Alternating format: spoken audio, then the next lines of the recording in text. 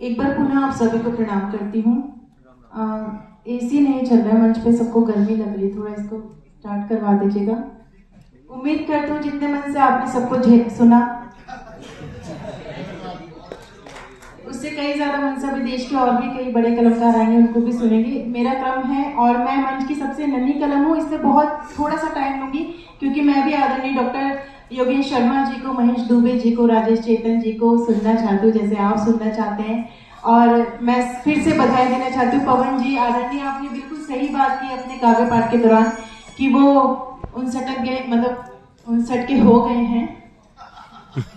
और यकीन मानिए उन्होंने जिस तरह से हमारे कवि कुल गौरव के डॉक्टर राजेश चेतन जी का सम्मान किया है और जिस तरह से वो सबकी आवाभगत लगातार कर रहे हैं, सबको उनसे मोहब्बत हो गई, लेकिन मुझे उनसे दुगनी मोहब्बत हो गई है।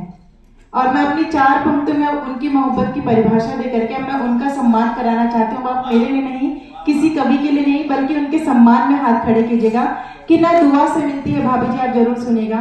आप इतनी प्यारी और मासूम सी हैं कि आप जब आगे बैठी थी उन्होंने आपको इशारा किया, आप पीछे चली गई।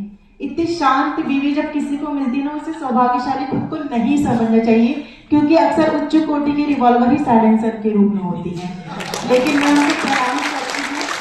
और पति तब तक ही पूजनीय है जब तक किसी दूसरी पुजारन का पता नहीं चलता है। तो पवन जी का ऐसा कुछ ना हो, लेकिन मैं 4 पंक्तियों में मोहब्बत की परिभाषा दे करके उनके ऊपर से खतरे की घंटी को हटाना चाहती हूँ, उनका सम्मान कराना चाहती हूँ कि न दुआ से मिलती है न दवा से मिलती है, ये मोहब्बत रहमत खुदा से मिलती है।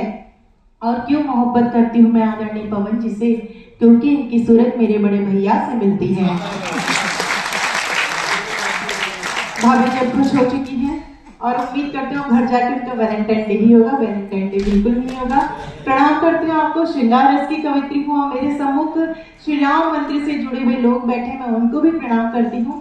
और उनको जो ले करके आए हैं ऐसे हमारे गणपति गजानन को भी प्रणाम करती हूँ, क्योंकि जब गजानन आते हैं तभी श्री राम जी आते हैं, इसलिए उनको भी सबसे पहले प्रणाम कर देती हूँ। और गौरी आई है क्योंकि जगदम्बा का यहाँ माहौल है, एक बार जगदम्बा के लिए जोरदार तालियां होगा।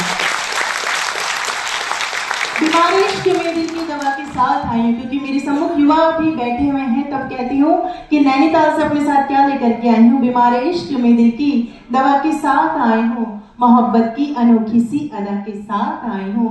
महकने लग गई तेरी शहर की हर गली, क्योंकि मैं नैनीताल की ताजी हवा के साथ आई हूँ। मैं नैनीताल की ताजी हवा के साथ आई हूँ। और इतनी मोहब्बत आती है तब 4 पत्ते कहती हूँ कि जहां दुश्वार है राहें वही आराम लिखा है।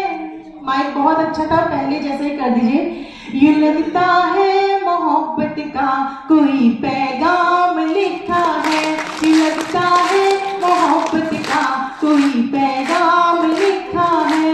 मैं अपना घर समझ करके चली आई यहाँ, क्योंकि मैं अपना घर समझ करके चली आई यहाँ, क्योंकि तुम्हारे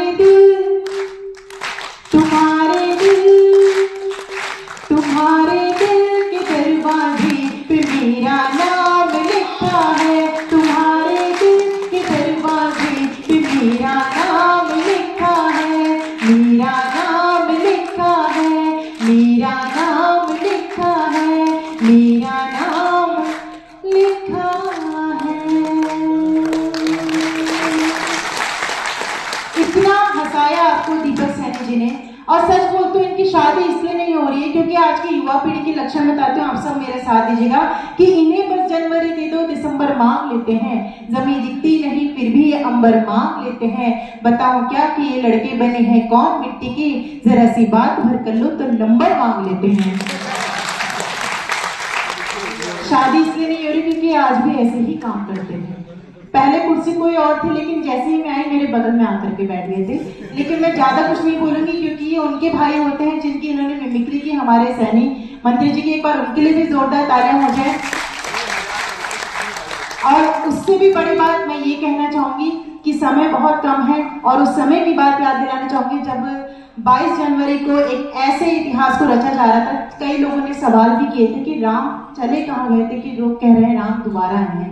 तो मैंने कहा पहले जाके रामचरितमानस पढ़ लीजिए, क्योंकि उसमें लिखा गया है राम राज बैठे त्रैलोका, हर्षित भये गए सब शोका, बैरुल कर काहू सन कोई, राम प्रताप कुशलता खोई। जब जब धर्म की हानि होती है, जब जब अधर्म सर उठाता है, श्री राम जी किसी न किसी रूप में आते हैं, और कलयुग में तो कल्कि के अवतार में आना तय था। तब गौरी ने बताया कि राम क्यों आए हैं। सीधे सीधे एक गीत पढ़ना चाहते हो, उस गीत में अगर आपको लगे मैंने सच्चाई बयां कर दूं कि राम दोबारा इसीलिए आए, वो मंदिर इसीलिए बना, तो मेरा साथ दीजिएगा, आशीर्वाद दीजिएगा। कहती हूँ, हरने को संताप स्वयं श्री राम आए हैं,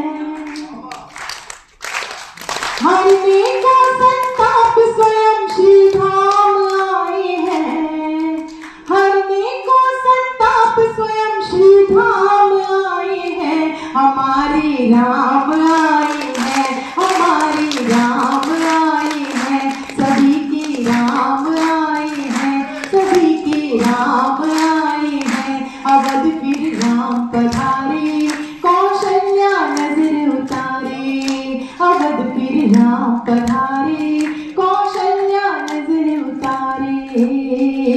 कोठारी बंधुओं की आत्माएं तृप्त हुई, जिनमें राम भक्ति की भावना अपार थी। कोठारी बंधुओं की आत्माएं तृप्त हुई, जिनमें राम भक्ति की भावना अपार थी। कामनाएं पूर्ण हो चुकी है कार्य सेवकों के, जिनके लहू से लाल सरियों की धार थी, जिनके लहू से लाल सरियों की धार थी। कार्य सेवकों काले में प्रणाम आए हैं, हमारे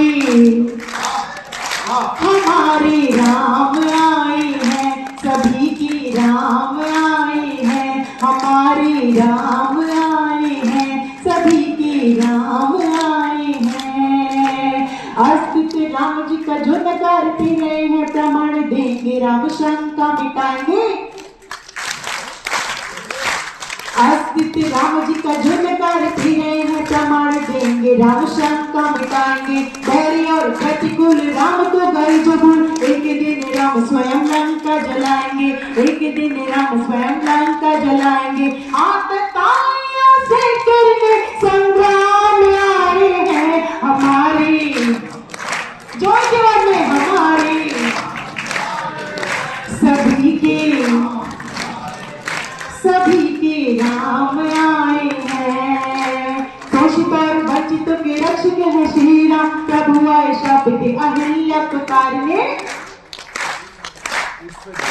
शोषित और वंचितों के रक्षक है श्री राम, प्रभु आए शब्द अहिल्या पुकारने। पुकारते हैं शब्द